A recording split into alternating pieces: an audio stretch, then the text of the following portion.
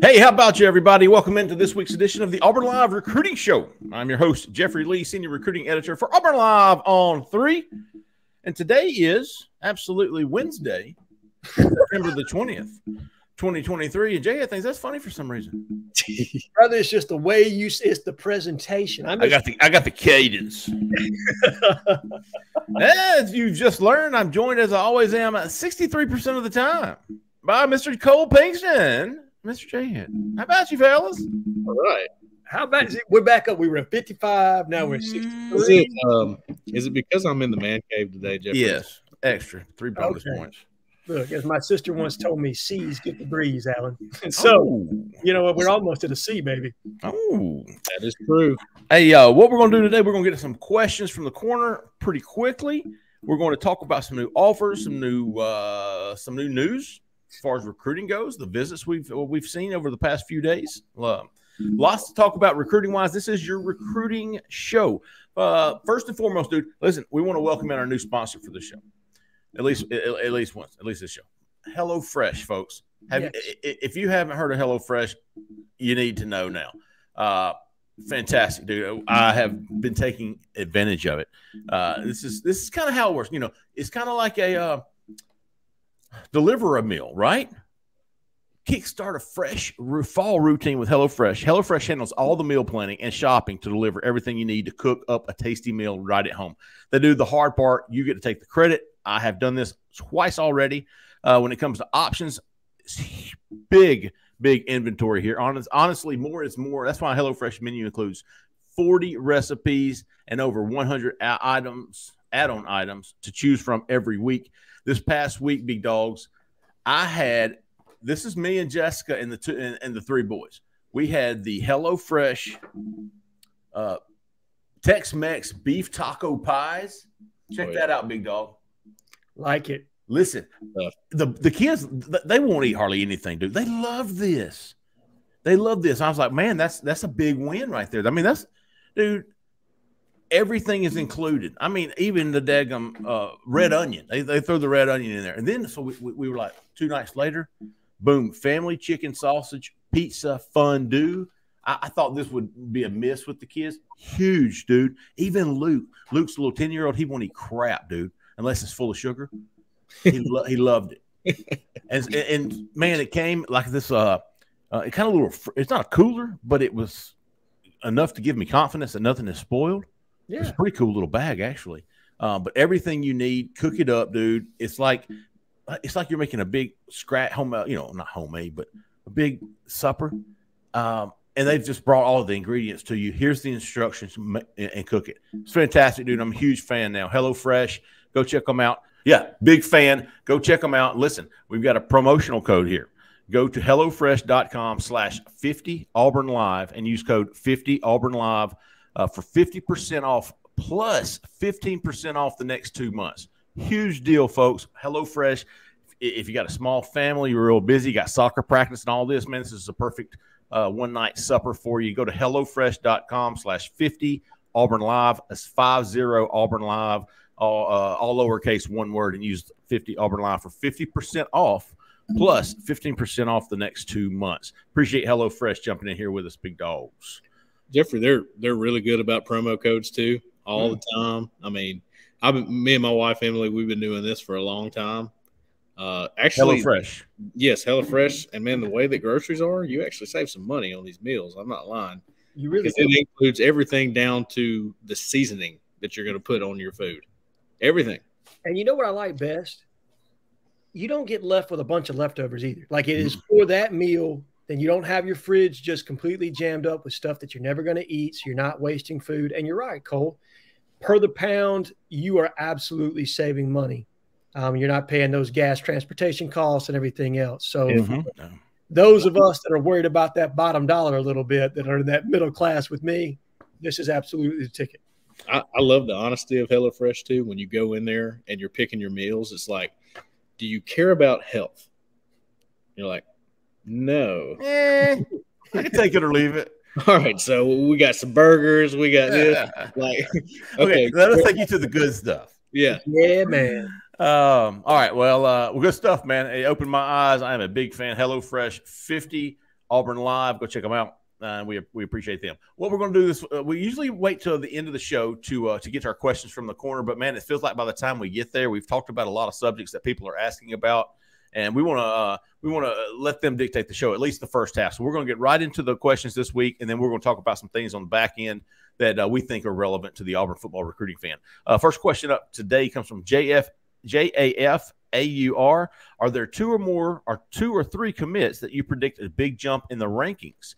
This is a pretty popular question. Everybody wants to know, man. Is any of these Auburn commits going to get a bump in rankings? And if not, well, let's just say, who do you think are the 4 or 5 most likely? Who would you nominate? Cole, we'll start with you. Who would you nominate? Who's a couple of guys that you would nominate for a rankings bump? You've seen them more than we have. I would not be overly surprised to see Walker White get a little bump. Okay. The reason for that, I mean, yes, I got you. Okay, it's an overplayed narrative. I get it. The competition he plays is not great. Okay, I agree with that. You can tell that on film. It's not that great. They're blowing everybody out of the water. But, man, his mechanics are good. Mechanics are good. He's doing crazy stuff out there, being as big as he is, 6'3", 230 or whatever, jumping over dudes. I just think he's got a ceiling for the quarterback position because of his tools. So he's going to get a little bump, I think. I fully expect DeAndre Carter to get a bump. Because he is a 3-star with on 3 right now. And, I mean, I don't know what on 3 is going to do on that, but I feel like they would give him a bump. I think he's that good. And then if I'm picking one more, he's already gotten a bump, but I've seen him in person now. It's got to be Bryce Cain. That dude can play. He's too fast not to be a, mid 4-star in my opinion.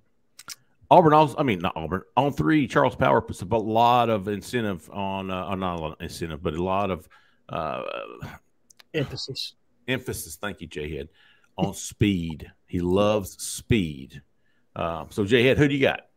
Well, we're going to stay in that same vein of badass, nasty speed, and we're going to stay with Bryce Cain. That was number 1 on my list, and yes, he is a 4-star with on 3, but I do feel like industry-wide, his star is on the rise. There are a lot of people that are paying attention to Bryce Cain right now.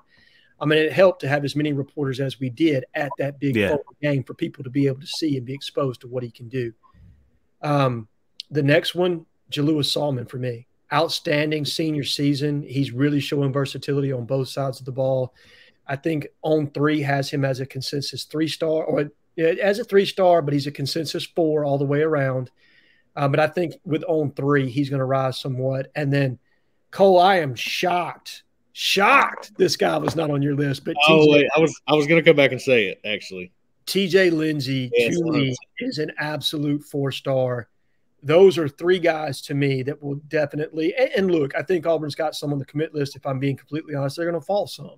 Sure. But those are 3 to me that are absolutely on the rise, and guys that you can bank on will be higher than they are right now coming to December signing day. And Jhead, you and I, we talk about who we like and who we – everything that we like about certain guys. But as far as a ranking standpoint, we don't exactly know what Charles Power's thinking. Right. But – with TJ Lindsey being at IMG Academy and still performing at a high level, that's probably going to make him get a bump. The exposure, absolutely, man. The competition he's seeing week in and week out and still producing at a high level, it gives you confidence that bump is coming. For sure.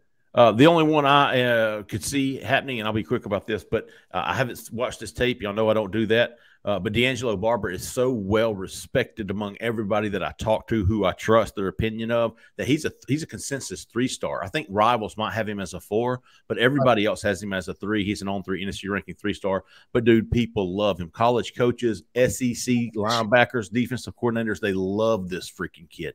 Love him. I understand he's not 6'2", 240. He's 6'1", maybe with cleats on. But man, this kid, according to them and the people that know, hell, both of you think highly of him too. He is a stud middle linebacker. So I would keep my eye on him, especially with him being a 3-star. I think he's an easy candidate to see his stock soar in the rankings. Oh, Eli Double-Lot. What is the latest intel on Cam Coleman? How does this game affect his recruitment? It's a fair question, man. Everybody wants to know it. I wish I did. Man, we've got theories here. Sure. But the latest intel on Cam Coleman, of course, Hugh Freeze went to see him last Friday night. from all indication, he had another great game, man. And just watching him catch 50-50 balls, it seems like each week and every week, making plays there. He's going to Texas A&M, from what I'm told, this weekend to see the Auburn game, and then he'll be back in Auburn for the Georgia game, along with Dalen Worship, and I think Dalen Upshaw and Mal Waldrop. So for 3 weeks straight, he's getting a little Auburn taste. Auburn's obviously kicking it up. Man, how does this game affect his recruitment? I think it could potentially affect it. I don't know if it will decide it. No, I think we said it on the show, and I stand by it. Texas A&M, what's the temperature there at the end of the year? Is it volatile, where Jimbo may be losing his job, Damian may be losing his job, and the NIL piece? Where are we at on that? There you go. Can we leverage that enough that it's either matches or exceeds A&M's offer to him presently? And I think that will be in place, but I think the volatility of what it's like at A&M at the end of the year will absolutely drive what happens in this recruitment, because if Auburn's on the upswing and A&M's on the downswing, NIL is all the same. Well, to me, that makes a pretty appealing flip. I agree. I think he's definitely somebody to keep an eye on, and we will, obviously. Jhead Designs. Who are some 2025 QBs to watch? This is a good one because Deuce Knight came off the board this past week. Deuce Knight, the 4-star from Lucedale, Mississippi, George County, committed to Notre Dame of all places. Did not see that coming. I did not. I thought it was Auburn, Tennessee, and I didn't think Auburn. I kind of felt like the buzz around Auburn with him, not him, but on Auburn's side, had kind of diminished. It died down a little bit. Yeah, Alvin Henderson talks a big game, and listen, they're both friends, but even then, I was like, I wasn't hearing a lot. Let's put it that way. The two names that I've heard are George McIntyre, yes, yeah, and then Montgomery. Was it Luke? Ryan, I think. Ryan Montgomery. Ryan Montgomery, yeah. Findlay, Ohio. Is that correct? Yeah. Okay. Yes. He is going to, as a matter of fact, his dad is Mike. There you go. I've been talking to Mike and Ryan. They're thinking, what time is the game? They're about, they're going to make a decision this week on whether or not they're coming to that Georgia game. Whew. Would be big. He's a pretty good player. You also have Antoine. Who else? Antoine Hill's in there. I don't know how much.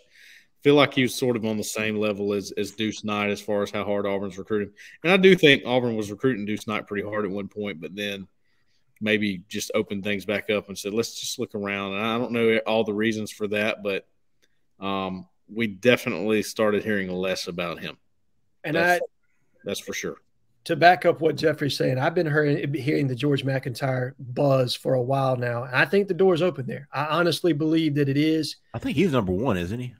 I think so. Do I have that confirmed with somebody on their staff? Absolutely not. And they wouldn't tell me that if they even. I think is he number one ranked quarterback in the country?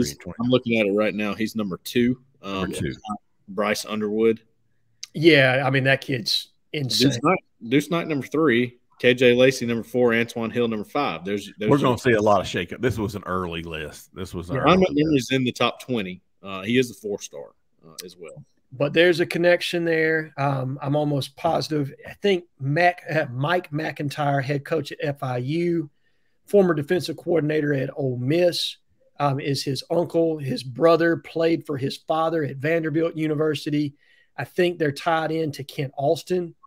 So there's a connection there that they're working.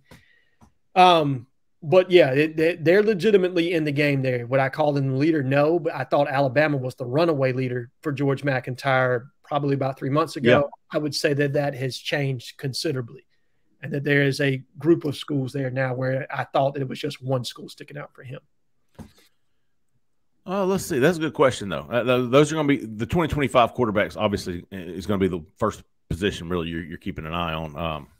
But AU Tiger 69. Speaking of Alvin Henderson, is Alvin Henderson the top 2025 running back target?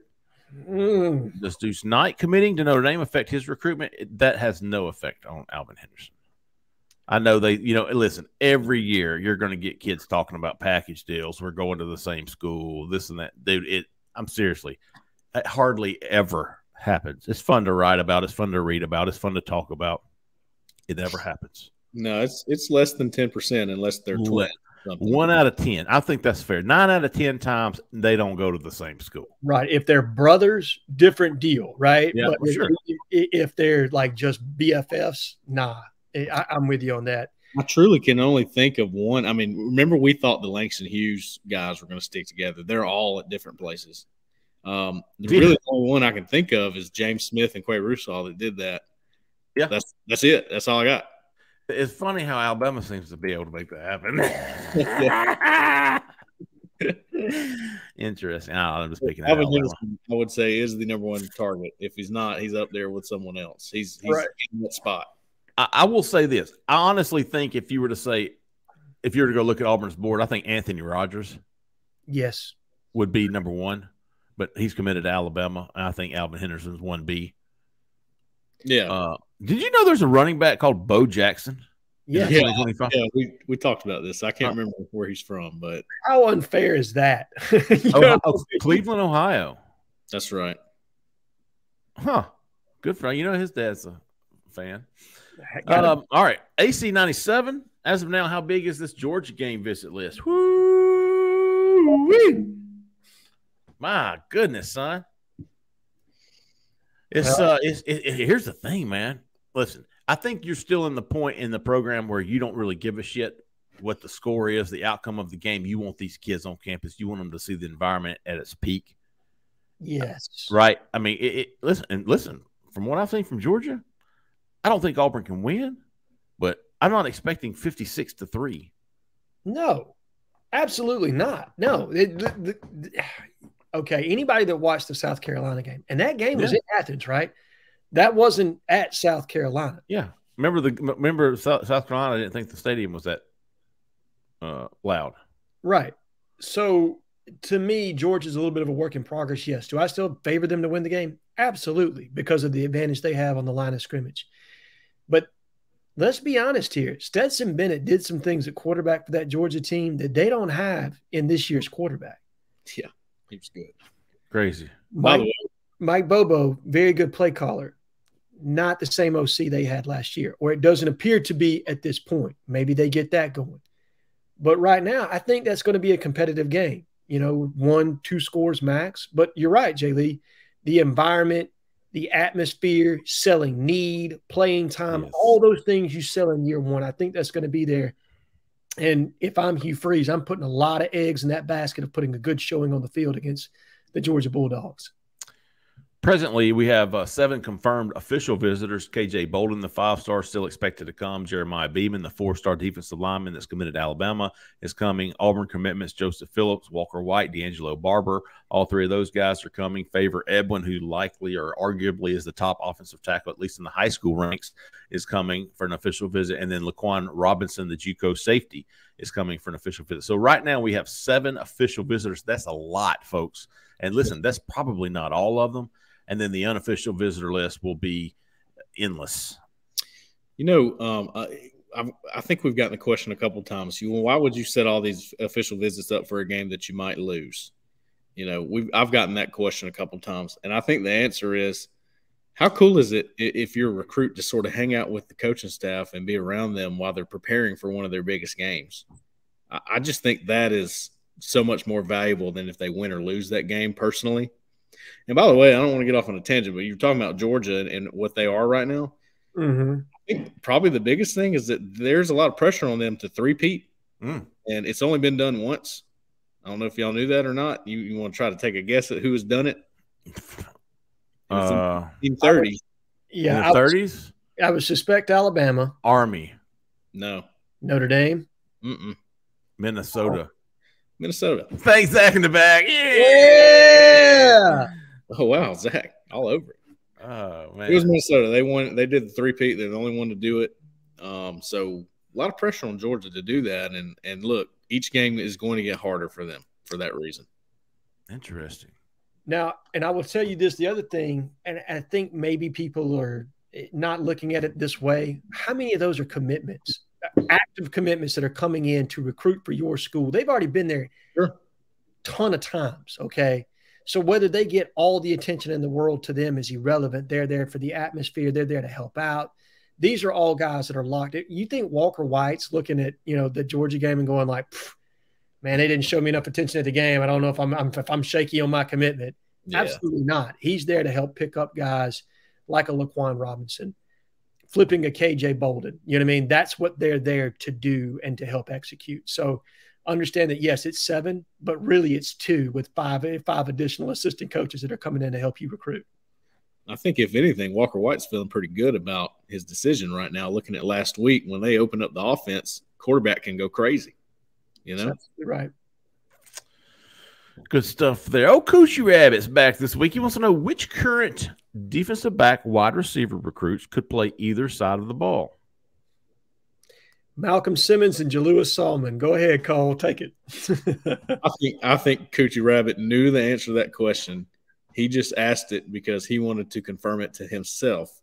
And those are the two. And it's really no more difficult than that. So good question, but I give you credit there, Coochie. I think you knew the answer to that one for sure. No, and they both can play either one, by the way. I think Jay Lee planted that question the way Lane Kiffin planted that troll question for Kevin Steele the other day in his press conference. Oh, that was awful. Embarrassing. Awkward. AU full-time wants to know, should Auburn be worried with Carter visiting Texas? DeAndre Carter visiting Texas. Worried? I think anytime a kid takes an official visit and they're committed, you're concerned. But is the kid being transparent with you? Are they being honest? What's the communication like? So I'd put it at a 5, because look, Texas is hot. You want to be careful about that one. But I'm not like clawing my eyeballs out about it. You know what I mean? I'm not that level of anxious. Yeah. I'm of the belief that anytime any recruit committed to another school takes an official visit to another school, something to keep an eye on. Absolutely. And he's already picked Auburn over Texas once. He had been to Texas before he committed to Auburn. I don't think that's I think that's right. Let me be sure on that. You're correct. Okay. He had taken an unofficial visit to Texas in January. Yep. So let's go. Contos 32. Is Jeremy Garrett going all out for Jeremiah Beeman, Kamarion Franklin, LJ McCray, and the first one to jump in gets the spot? No. Is he going all out for those? Absolutely. As far as I know, he's going all out for Jeremiah Beeman. He's going all out for Kamarion Franklin. He's going all out for LJ McCray. I don't think there's one spot for those. Negative. I think they take all. There's 3 spots for those guys. Yeah, those are special players. Yeah. Basically, right now, you might be leaving a spot open for the portal at defensive line or 2. But if you got the 3 of them, you go, all right, we'll sacrifice the spot in the portal. Yeah, you find spots on the roster for all 3 of those guys, especially at the defensive line position. Jay Cos. I was going to say in that vein, they would take them. Like if they said in tomorrow, they're not refusing any of those. You know what I mean? Like there's no precedent there. So you're right. Right. Let's see. Right. Listen, that's not going to happen. Yeah. Agreed. But in this hypothetical world where Auburn can get all 3 of those, hell yeah, they're going to take all 3 of them. All right. They're going to have spots. All right, JCOS 79. Is there a 24, 25, or 26 linebacker recruit that's as violent as Trey Blackman? I haven't watched it. You asked the wrong person. Cole and Jhead watch a lot of film, probably more than anybody. So if there was somebody like that nationally, let me put it this way. If there were an Auburn guy that had that reputation, you guys would know about it. Yes. Yeah. Trey was a special breed in high school, man. The way he could attack the ball and get downhill. That's like saying, is there a running back out there with Noel Devine type talent? Right. You know what I mean? Like they're just different skill sets at that position. Guys were actively recruiting. Is there a skill set like Trey Blackman's? No. And to be honest, I think Tuberville mismanaged that situation. But that's another story for another day. But I really like the linebackers we've got in this class. I love them. And I think that next year's class has a chance to be equally as special. The problem is they don't make linebackers like that anymore. Right. You're not taught to be downhill in the box anymore. You're taught, hey, I got to be in coverage all the time. Side to side, I hear you. But, I mean, DJ Barber's that traditional linebacker we like. That's the thing. He is that kind of guy. I don't know if he's Trey Blackman crazy, like you may want, or Takeo Spikes or something like that. It's more like, he's a Deshaun Davis type where he's in the box and he's making all these plays because he can see it and he understands it. And his first step is forward and not worried about coverage all the time. And it's a really good thing to have. And I think we don't talk about it a lot, but Joe Phillips has a lot of physicality in his game. Yes, he does. Pretty physical. Grady Hall wants to know, are there recruiting opportunities to benefit from Bama's performances this year? Bama, of course, lost to Texas at home, went to South Florida, struggled mightily with the Bulls. Yes. Can't decide on a quarterback, have tried 3 different ones. The offensive line looks atrocious. So are there recruiting opportunities? Heck yes. Yeah. To benefit for Auburn. Absolutely. Jeremiah Beeman being one. I think the opportunity's been there. Maybe a little controversial. I'm not saying I predicted Alabama to not look good so far. I'm saying Nick Saban's old. Like we were talking about. There is a recruiting tool out there right now where you can say, hey, what if you don't get to play for Nick Saban? Right. Odds are you're not. Let's be honest here. Odds are, yeah, you're not. I mean, who knows? He could do what Joe Paterno did and do it until the day he dies, right?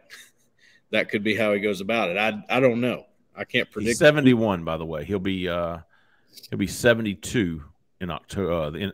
Of course, on Halloween. Right. And at some point, look. Hold on, that's not right. He was born in 51, and this is what he'll be 73. Yeah. He's going to be 73 in 6 weeks. 73. So signing day, he'll be 73 years old. I didn't know that. Right. I mean, and look, Nick Saban is a machine. I fully believe that. He's done it at a high level for a very long time. But at some point, your energy level starts to go somewhat, right?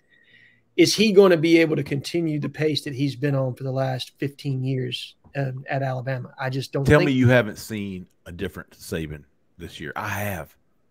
I personally have. I feel like things are a little bit different there. Does that mean that they won't be good? No, it doesn't. But it also means I don't think this staff is scared of Alabama right now. And again, this is something we talked about in the pre-show, where this staff is seeing, you know what? We flipped or got 2 guys that DeMarcus Riddick and Perry Thompson that Alabama absolutely wanted. Yep. These weren't guys they passed on. These are guys they wanted, and head up, we beat them fairly and rightly so. So I think this staff isn't scared. And look, the state of Alabama produces a lot of talent. You start to get more than 50%, which is where we're at right now in the top 10. You start to get more than 50, well, something starts to tip in Auburn's favor at that point. And I like the top 10 in Alabama is as good as anywhere in the country. Right. Mm-hmm. It really is. NSB_WDE. Okay, yeah. Okay, I'm making sure I read that, Zach. In short, what makes Freeze Company different and hopefully better at recruiting than other previous regimes? Zach says the question specifically asking the difference between Freeze and Malzahn. Okay. So what makes Freeze and Company different at recruiting than Malzahn? Jhead, do you have a smart answer to this? Yes, and that's the value they place on the quarterback position and offensive line recruiting. And I know that we haven't seen that to this point in this class, but I think those were the 2 deficiencies that Gus had. Beyond, say, Bo Nix and Nick Marshall, and obviously Jarrett Stidham, who he had great success with. If you look at the quarterback recruiting underneath Gus, it was just kind of mediocre, right? And his system wasn't overly appealing to a lot of different kinds of quarterbacks. Hugh Freeze, you're not going to necessarily have that issue. He's going to be able to accentuate a lot of different facets in the passing game and getting you ready for the pros. And he's got evidence of showing Malik Willis, Chad Kelly, multiple other guys that he's put in the NFL. So I think that part is different. I think the relational aspect and how easy Coach Freeze is with having various conversations and the emphasis he puts on recruiting is different. I mean, I think Gus, recruiting was important, and Jeffrey, you covered it. But I don't think Gus was that closer that Hugh Freeze is when you get into a living room. Not personable like Hugh. Right.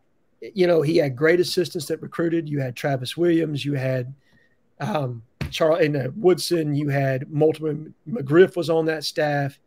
Tim Horton. A lot of guys I have a lot of respect for as recruit Rodney Garner. But they were kind of the more featured closer, and Gus was kind of a complimentary close. Whereas Who was the wide receivers coach? Damian Craig and Cody Burns. Cody. And so Damian was obviously a closer. Right, both of them had some success for sure. Right. But I think Freeze is the closer on this staff. I think that's different. That's true. And then I think offensive line recruiting, the way they've attacked it has been very different from the way Gus kind of went about things, whereas they have a very wide board and they're constantly looking at guys. Gus had a very narrow board of offensive linemen, and he didn't do enough to kind of work those backup options. Had they worked backup options early on, they wouldn't have been left empty-handed like they were a couple of times as you got close to signing day when you missed out some of your bigger targets. So I think an expanded offensive line board, probably the emphasis or the way the head coach closes in recruiting, and then the quarterback recruiting is all very different from the way Gus Malzahn handled things. And he also wanted to know were Malzahn's classes overrated because they were top 10 classes. I mean, let's be honest, they were top 8 classes. The problem with Gus was that he recruited positions so well. He really did. Yeah. And then he bombed over here on the offense. And let's talk about – you mentioned the quarterbacks. The problem with Gus was everybody knows offensive line recruiting was non-existent practically. Sure. But quarterbacks, he always had like one great one and nobody underneath. Like his depth chart was, he always had a great starter. Yeah. Right. But it was the depth that he, every year he would sign a quarterback and 1 out of every 4 were pretty good. Were serviceable, right? You had Nick Marshall, you had Jarrett Stidham, you had Bo Nix. But who were behind those guys? Jeremy Johnson, like one Kyle Frazier. Yeah. Clint Mosley. Malik Willis was the one backup that had potential. And then obviously he transferred to Liberty, and that's when he really started to excel. Joey Gatewood. Barrett Trotter had some. Barrett Trotter did okay. Yeah, he did. Barrett was good. I mean, Barrett was good. I like Barrett anyways. Sean White. Yeah. But, Barrett Trotter was recruited by the guy that you guys got a picture of, moving his books out of the football complex on Tony Franklin. Hell, I'd move me too. Tony Franklin. Hell, I'd move me too. But you're right, Jeffrey. The depth was never where it needed to be. And I think part of that was when you go back and you look very early on, they did not stick in the dual threat quarterback world where Gus would have been successful had he stayed with that. That was the problem, wasn't it? You had a chance at Lamar Jackson, begged to come here, and you took Tyler Queen. You know what I mean? That move probably right there changes the trajectory of Gus Malzahn's whole tenure at Auburn if you sign Lamar Jackson in that class. 10 years later, you're at UCF. Yeah. I tell you what, this question's fantastic because I'm sitting here just going back and forth on things. But on one hand, I think it's almost not fair to compare the two because you have the portal now and you have NIL. So that's totally different than what Gus was doing, in my opinion. And there were some good classes. There were some good players that Gus brought in. Very good. Very good. Yeah. I think you hit the nail on the head, though, Jhead, with the offensive line emphasis. I mean, look, there was the possibility that Isaiah Miller and Cam Stutz weren't going to play this week or were injured or banged up, whatever. Yeah, you're okay. You got Jaden Muskrat. You got Gunnar Britton can slide out the tackle. You'll be okay. That was not the case with Malzahn, dude. You lost somebody, you're in trouble. Yes. Again, transfer portal. That helps you here. But I think resiliency is one thing, just from my observation. I didn't cover it like you, Jeffrey, so I don't have as good of an opinion on this, I don't think. But resiliency, when somebody commits somewhere else, it ain't over. They're acting like it's just the next day and nothing happened. And they ended up getting a lot of flips last year. They've gotten some this year. They'll end up getting some more before it's over with, if you ask me. That would be my prediction. So I just think that's maybe something that's different. AU Swanee. How will Coach Hugh Freeze flip the script in the trenches this coming recruiting classes? Well, it's got some work to do.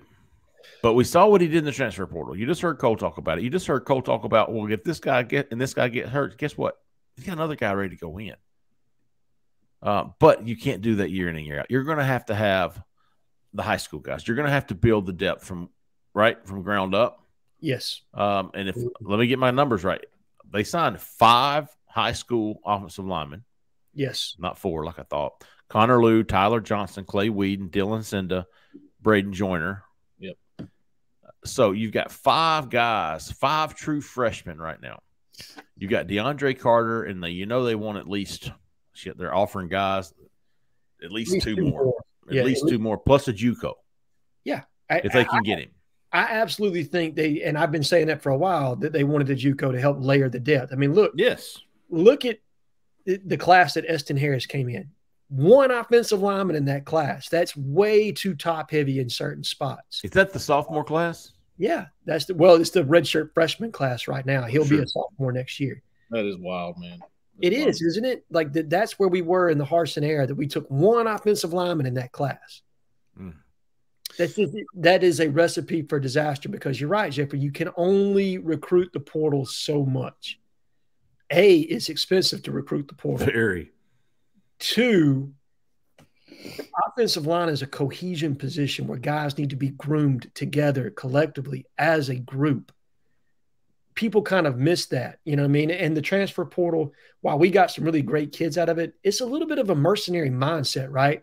Being in the portal. When you're trying to build culture, it's important to have that high school talent, those junior college kids that are coming in, they're going to buy in and they're going to preach and practice all the things that you're asking them to do. Transfers sometimes, depending on who you get, have the mindset of, dude, I'm coming in to get mine and I'm getting to the league. Yep. Period. Good stuff there. I thought Kirby Smart was the one who really flipped the script from inside out when he got to Georgia, talking about getting those defensive, offensive linemen. Thing Sayer, who's our best prospect for a pass rusher, Cole? Best prospect for a pass rusher. Right now it's Joe Phillips. Of course, you got him committed. They're still hard after Jamonte Waller. We know that. I don't know what the chances are there. I just don't know. Cameron Fountain is there. You go. That was interesting. Is he really fast and twitchy off the edge? I don't think so. Oh, I think he's going to grow into an end, honestly. Okay. He's got a lot of Caleb Wooden to me. When I watch him, I see a guy that's going to develop into a strong side end if he can add weight. Is Joe Phillips built like Jeff Holland? Bigger, but yeah, he's got the same kind of twitch. He's lengthier, I think. Wow. Yeah.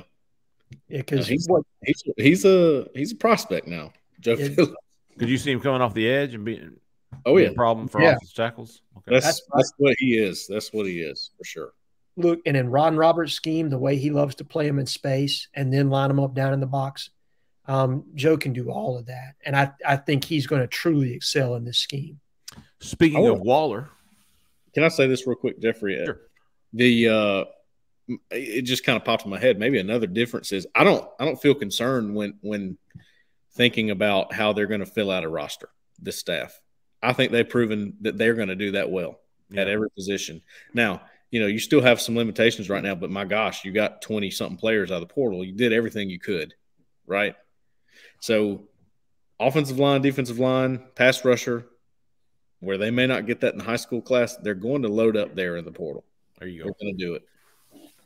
Seems like that would be an easy position to recruit for the portal. I mean, just line your ass up and get back to the quarterback. I mean, there's not a lot, right? You ask where value is, right? Is there more value in going ahead and getting a class of 6 freshman offensive linemen, or getting 3 and then getting 3 in the portal who can play? It just depends on where your roster's at. And right now, it's still in the process of being built. It is not there yet. Along those same veins, here comes JMJ Double Lot 16. Said if we could only get one of each, we talked about both of these guys just right now. Who would y'all think is a better fit for need? Is it Jamonte Waller? Is it Cameron Fountain? Waller. I think it's Waller. Yeah. So he's more your speed guy off the edge. Cameron Fountain's more of your defensive end. Colby Wooden. Go ahead. I'm sorry. I think Cameron Fountain is probably. Did Derek Hall? No, I think he'd probably play more in the role of Elijah McAllister right now. Okay. In this defense. Is he making a big impact? Elijah McAllister? Yeah. I don't think so either. I mean, I just haven't heard his name a lot. I think Cameron Fountain's got more ability. You know what I mean? Yeah, like, I'm not really comparing the two, more so just the role they play. Okay, I hear you. I hear you. Okay. That position. Yeah. But I think his body, he's going to be 270 plus. You know what I mean? Once he's got a big frame. We saw that this past weekend. And I just don't know how conducive that is to play in that true jack position in this defense with what you need to be able to do, the versatility that they want in that position.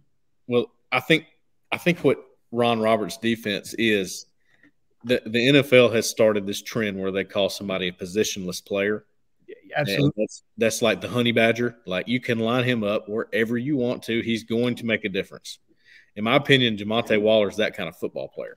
Yes. I don't think he's this or that. I think he's a football player and he can blitz. So figure it out. Wherever you want to put him, he'll make it happen. Harold Perkins, Zach in the back says, is the best current example of that. Absolutely. The Pearly Gates wants to know, what is the biggest difference in recovering for you, Jay Lee, Auburn basketball and football recruiting? The biggest difference is there are 3 guys to cover in basketball recruiting and there are 300 in football recruiting. It's so much easier for basketball recruiting. It really is because it's just the pool is so slim. I mean, you look at Auburn's 2024 class; they've got a commitment. They might take another or two. You're already looking at 2025s. Maybe 1 or 2. If they go to the transfer portal, it's just it's such a smaller pool. It's a lot less to keep up with. Basketball also nationally, the intel is so much easier to come by because you've got the Joe Tiptons, you got the Jamie Shaws, you got these guys who are at every one of these camps who know exactly what's going on. You can always reach out to those guys in the On3 network. On3 does a fantastic job of covering basketball recruiting. And then you got 24/7 does the same thing. I mean, so you've got in football, you got so many people, and so you're hearing a lot of different things. But in basketball, it seems like it's just a lot easier. The intel comes a little bit more. And these coaches have been here a while. I've got relationships, very good relationships with all the basketball coaches. So it's just a lot easier when it comes to basketball recruiting, as far as I'm concerned. I probably don't do a good job as I should have, but what the hell? Let's see. All right. So I mentioned earlier in the show, thanks to everybody for putting in your questions, man. We appreciate all of those. Awesome. Always like to be interactive in our shows, if at all possible. We did see Auburn offer at least 2 new offensive linemen this week, pretty recently. The Andrew A.J. Dennis, we talked about some people have actually asked about Michigan State, the situation in Michigan State with Mel Tucker being fired. And would Auburn be able to poach any of that? Was any possible? Well, Auburn's at least offered one of their commitments in Andrew A.J. Dennis. I think he's from Michigan, but Auburn certainly giving it a whirl with him. Jake Thornton had a really long, in-depth conversation with him. What's today? Monday night, I believe. And then I tell you what, Cole, yesterday we were waiting on this. I've been waiting on this. JUCO offensive lineman. And here we are, 3 to 4 games into the junior college season, and some offers are starting to go out. You're starting to see some senior season highlights, game highlights. Offers are going out. This is kind of a re-offer time. Not re-offering somebody, but a second stage of offering. You've got 3 to 4 games on the books, and people are starting to see your videos. Auburn offered Javen Richardson, who is a junior college offensive tackle. I believe he's a tackle from Hutchinson out in Kansas. So a couple of new offers out there. And then Cole had a new On3 recruiting prediction. Laquan Robinson, speaking of junior colleges, the JUCO defensive back who was originally from Greenville, Alabama, who has set up his official visit to Auburn for next week when Georgia comes to town. He's got friends on the team. He and Keldrick Falk are buds. All those guys from the Wiregrass, man, they're all pretty close. If you can ball out in the Wiregrass, you know who each other are. So Laquan Robinson, Cole, what you feel good about? Obviously, you feel good enough about him to put him on the board. I think I've got him at 55% on the hot board. I think Auburn's the team to beat. But you said, hey, count me in, and I'm right there with you. Matter of fact, the night before, last night, I was thinking, why don't you go ahead and do that? Well, I'm like you, Jeffrey, when you're putting the percentages there and you're like, it just seems right to report it this way right now. and a prediction's a little bit more than maybe putting a percentage. But Sure. The more I watch the staff work, it was like I was saying earlier with how they fill out a roster. I do believe from watching the lack of depth at safety right now that they're going to take a couple guys there, even more than they already have with Jaden Lewis and Kinsley Faustin, these guys that can play safety. Even Jalen Crawford, who we talked about, could play nickel or safety as well as corner. So I just feel like they need another – instead of waiting on the portal, they go, look, this guy's got experience and we know he's good. Been recruiting him for a long time, actually, even when he was at Greenville. So I think they've seen enough and went, let's do what we can to get this guy. And I think that's the process. Now, Ole Miss is in this. I know he visited Ole Miss very recently for a game or something like that. He visited them. But I do believe Auburn might be the place he wants to be. I completely agree. I'd be absolutely shocked if he went anywhere else. Now that I know that he said an official visit, now that I know from talking to sources that Auburn absolutely wants this kid, I would be absolutely shocked in Florida if he ended up elsewhere. I'm right there with you, Cole. If I haven't put one in yet, I probably will soon because I absolutely feel like he'll end up at Auburn. I tell you what, we haven't talked since last week, but speaking of that Sanford game and that visit list, and who was the USC commitment? We just talked about him, Cameron Fountain. But let's don't forget about the Clemson commitment. Yes, the Miami commitment. The two running backs who were there, David Eziomume. You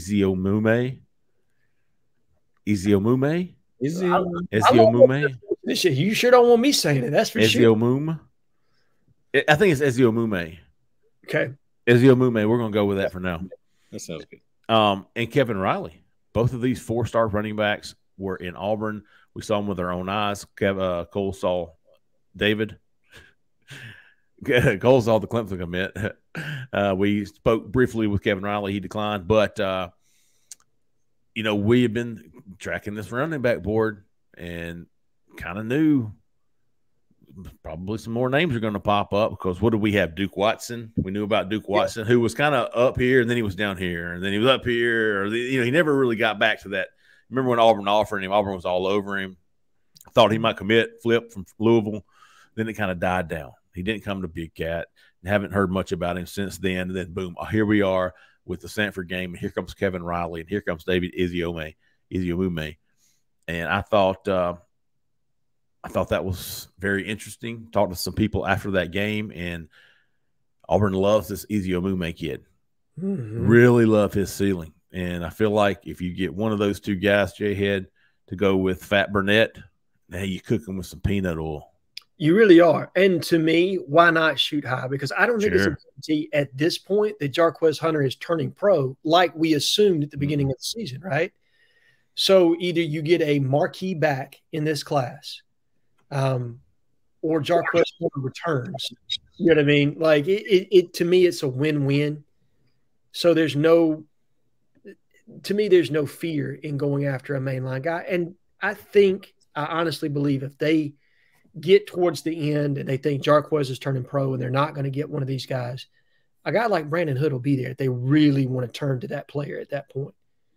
But they may just prefer to go to the portal. They may say, you know what, this is our list from the high school ranks, and if we don't like somebody from here, well, then we're absolutely going to go to the portal and we'll find somebody there. So, either which way. I was looking back over my hot board, some of the risers in here.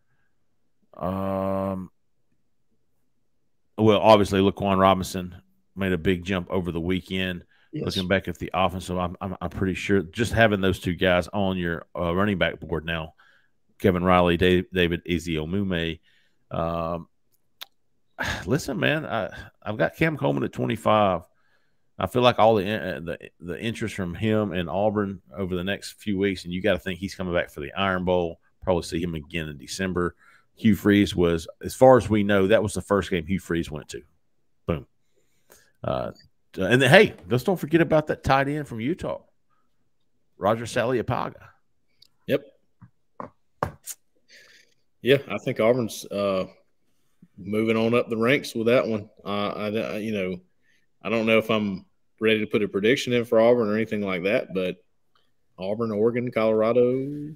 I moved him. That's what I did. I put him at 30%. Some people said, I was expecting him to be a little higher. Look, as far as I know, that visit moved Auburn into his top 3. Yeah.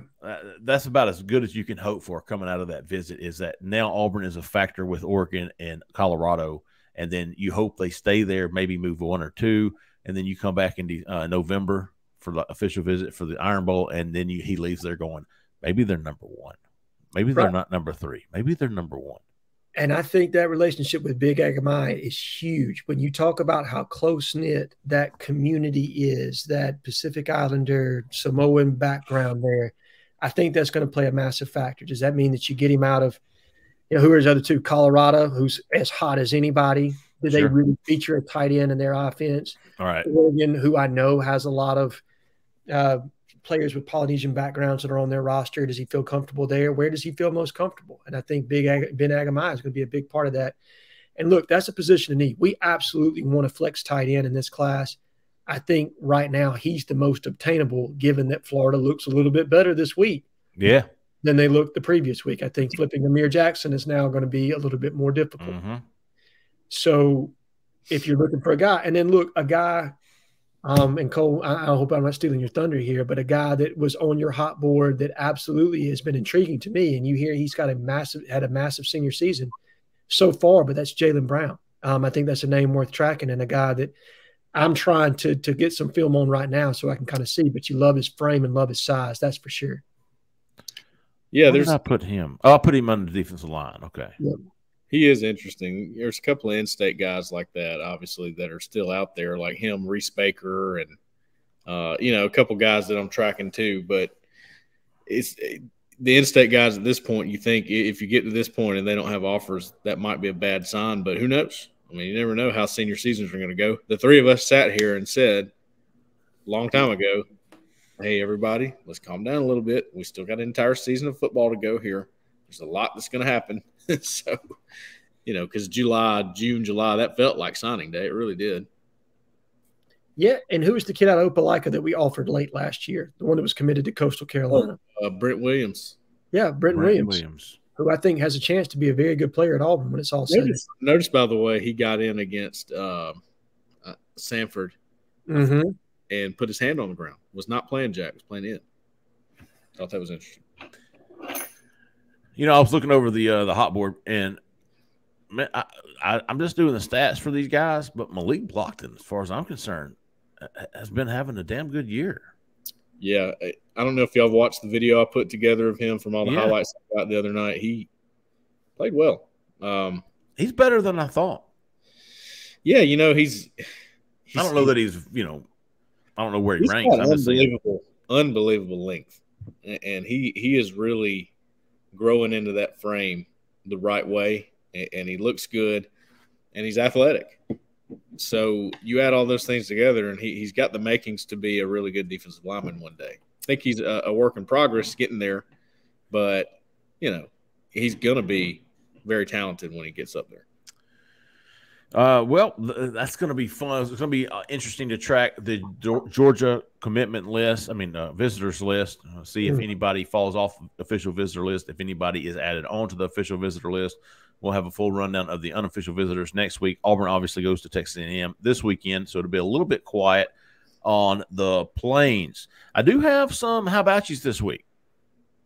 I have a few actually. Oh, go ahead. I do. Let me get you started. Let me get you all started. Y'all have time to think. How about you to at the pearly gates? How about you to Wardan Eagle? How about you to Eagle 5? He's a damn good guy and poster, and I just somehow skip over his how about you every once in a while. But I got you this week, Eagle 5. How about you, big dog? How about you to AU for Auburn 1? How about you to Dependent Squirrel 2? Not to be confused with Dependent Squirrel 1. Dependent Squirrel 2. How about you, big dog? How about you to Big Buoys Football? Made me laugh. And how about you to Chad F93? If I'm not mistaken, man, Chad F93 received some really good news recently. Oh, yeah. Yeah. My baby boy is home today after 83 days in the NICU. born at 29 weeks. He got strep, but I spent a lot of time at the hospital. This boy really kept me going. Made it go by a whole lot faster. Thankful to be a part of this board. We'll thankful to have you as part of this board. Chad F93. Congratulations, big dog. Glad to hear the good news. Big how about you, and a big how about you to your baby boy as well. There you go. 100. I got a few as well. All right. Big one to Coochie Rabbit. Coochie. Did not know, Coochie, that your football knowledge was so good, man. You need to share that a little bit more. I've really been impressed this week. So big one to you. I'm going to go with my man Danny Archer. Been around forever. Old Danny Archer. RJ24. Yep. I am Rico. I am Rico. LA Whip. Yeah. That's a good one.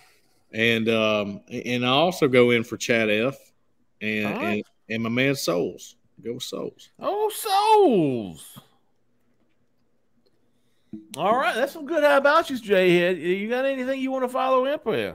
Yeah, make that Chad F cubed there. All right. Is what it is. Souls as well. I'm going to give a shout out, or not a shout out, excuse me, a how about you to Bobby Sweatpants.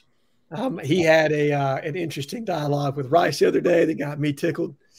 And then Pearly Gates. All right. Said that this is his favorite podcast, loves listening to on the Auburn Network, or in the Auburn sphere. Yeah. Want to appreciate Pearly Gates for that one. And then how about you to Cole Pinkston for his own 3-corner message board takeover the last day and a half. How about you, brother? Hey, all right. I think that's my first one. I'll take it, man. Appreciate you. Get fired up, big dog. Yeah, man. You know, I have given Jhead several how about yous on here, Cole. I have failed. Honestly, though, I haven't noticed. Wow.